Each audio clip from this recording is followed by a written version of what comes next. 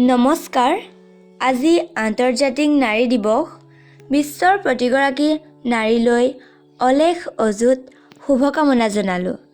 জীৱনৰ অলেখ উঠা-নমাত ছাঁটোৰ দৰে অহৰ্নিশে সহযাত্ৰী মোৰ আইলৈ নাৰী দিৱসৰ শুভেচ্ছা আগবঢ়াইছোঁ।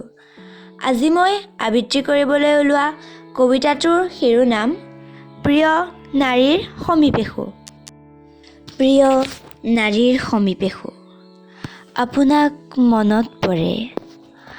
আপোনাক মনত পৰে হোষ্টেলৰ খিৰিকীৰে সোমাই অহা বাটত, উমলি থকা কেঁচুৱাটোৰ কলৰৱত।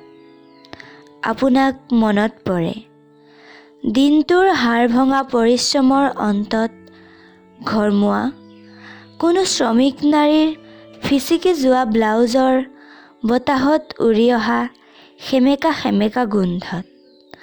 মনত নপৰে ক'ত প্ৰচণ্ড ৰ'দ আৰু ধাৰাসাৰ বৰষুণত, সমুখৰ বাট নেদেখা দিনত কতবাৰ উভতি আহিছোঁ।